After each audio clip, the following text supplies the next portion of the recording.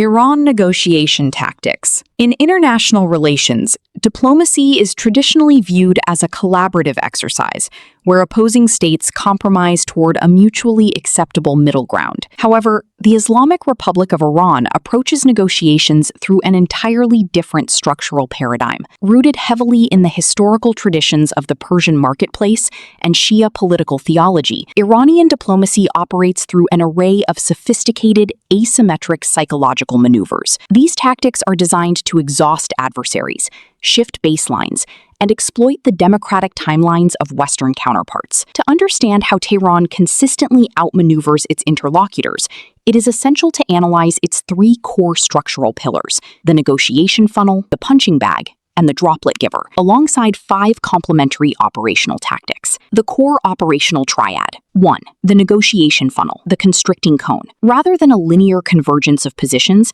Iranian diplomacy operates like a downward-pointing constricting cone. At the wide opening of the funnel, the scope is expansive, inviting, and seemingly collaborative. Iranian negotiators enter the room offering grand gestures and broad frameworks designed to secure maximum psychological buy-in. However, as the process descends, the architecture rapidly narrows through a systematic process of calculated delays and sudden procedural reversals, often taking 2 steps forward, 2 steps back. The baseline of the negotiation is dragged backward. By the time the talks reach the narrow spout at the bottom of the cone, the adversaries' original demands have been boiled down to a fraction of their original substance, leaving only the precise, distilled outcomes Tehran sought to protect. 2. The punching bag. The punching bag tactic is an exhausting gatekeeping maneuver, used before core discussions even begin. Iranian negotiators present a surrogate target, such as a rigid domestic law, a hardline parliamentary red line, or an artificially exaggerated maximalist demand. They encourage the opposing party to expend all their political capital, emotional energy, and diplomatic leverage fighting against this fictional obstacle. The adversary punches wildly, burning through their stamina to overcome this bag. Once the opponent is thoroughly exhausted and desperate for a breakthrough, Iranian negotiators step into the vacuum, claiming that because the adversary won that brutal round, the baseline must now be reset entirely to Iran's structural advantage. 3.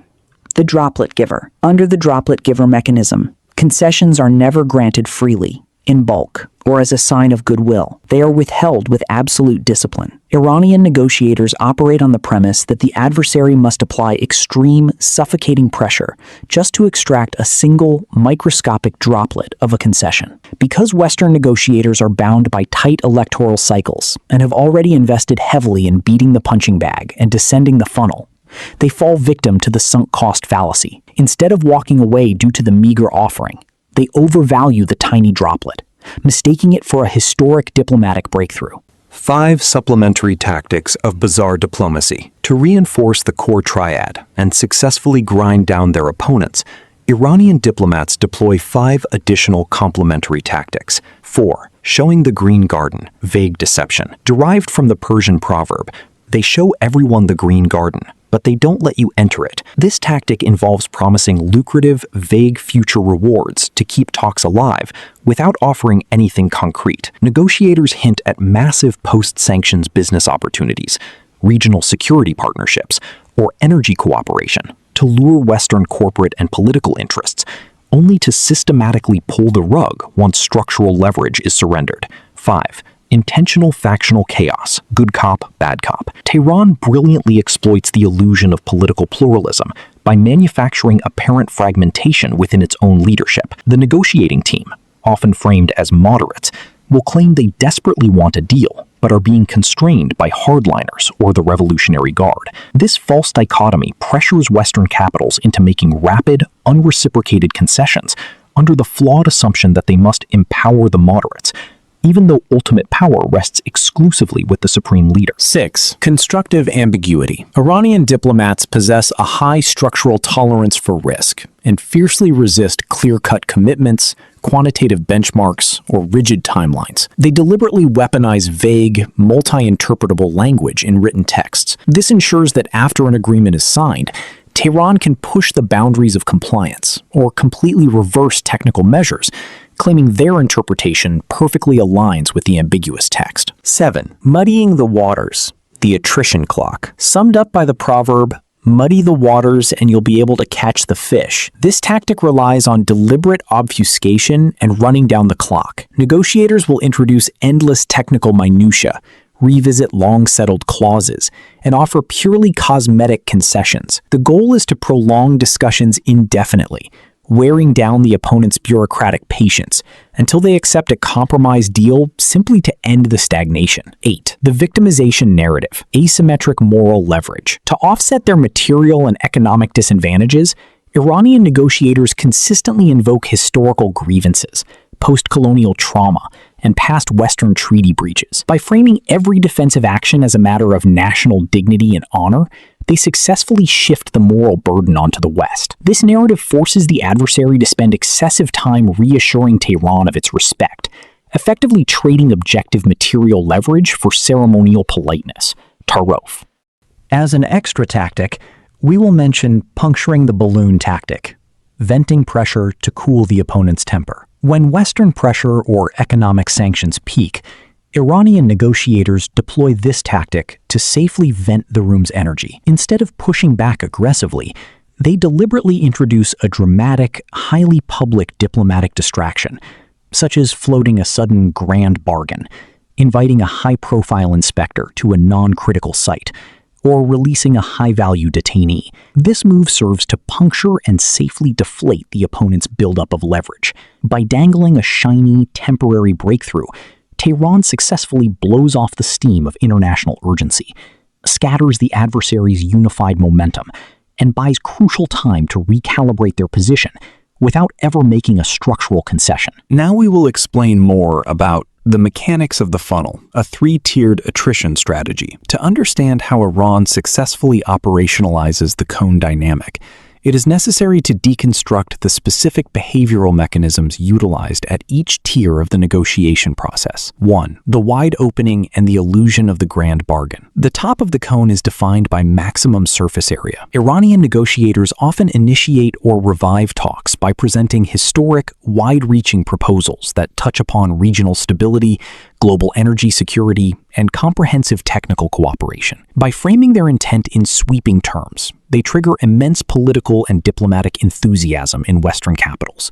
This stage is designed to do one thing: anchor the adversary to the table and induce them to invest heavy political capital into the success of the talks. 2. The micro-reversal, 2 steps forward, 2 steps back. Once the opposing party is structurally committed, Iran shifts the baseline. Negotiators will tentatively agree to a text on a Monday, only to return on a Wednesday, claiming that the supreme leadership in Tehran, national security councils, or parliamentary committees have rejected the specific phrasing. This forces the Western side to constantly renegotiate already settled terms. Instead of moving forward, the baseline is repeatedly dragged backward, resetting the middle ground progressively closer to Iran's red line. 3. Salami slicing and demand amputation. As the talks move lower into the funnel, the slicing begins. If the original Western framework demanded 5 interconnected concessions, such as zero enrichment, ballistic missile caps, regional proxy rollbacks, transparent inspections, and snapback oversight, Iran will systematically isolate these items. In every round, they will declare one specific demand completely non-negotiable due to domestic sovereignty,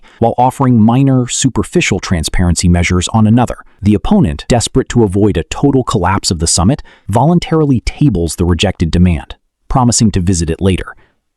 Through this incremental amputation, the opponent's core demands are systematically discarded one by one until only a hollowed-out remainder survives. Historic precedent, the lead-up to the 2015 JCPOA. The original Western objective was the total, verifiable dismantling of Iran's nuclear capabilities, establishing a clear baseline, zero enrichment, the permanent closure of the Fordow facility, and the destruction of the Arak heavy water reactor. As negotiations descended into the funnel, Tehran deftly applied its slicing method.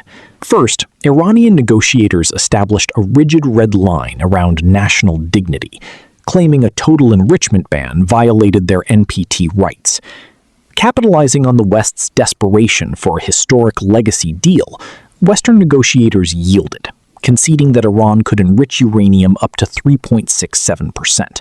With this precedent set, the funnel narrowed. Iran next argued that Fordow could not be dismantled for defense reasons, successfully shifting the demand to convert it into a technological center. Advanced centrifuge research and existing stockpiles were then whittled away through technical obfuscation, resulting in sunset clauses that merely paused capabilities. Ultimately, the expansive cone of Western demands boiled down to a narrow compromise.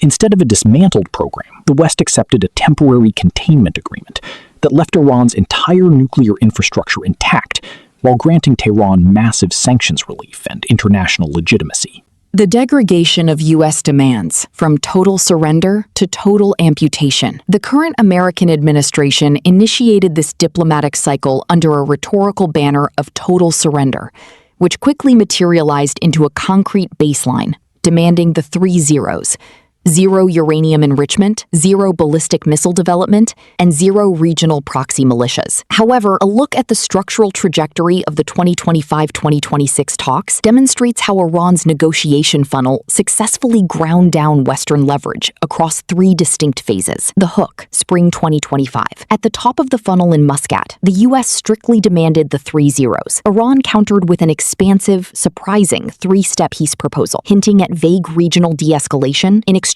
for access to frozen assets. This psychologically anchored Western negotiators to the illusion of a historic grand bargain. The pivot, winter 2026. After talks stalled, the U.S. demanded Iran surrender its enriched material to lift blockades. Iran responded with controlled endurance and executed an asymmetric maritime blockade in the Strait of Hormuz to spike global energy costs.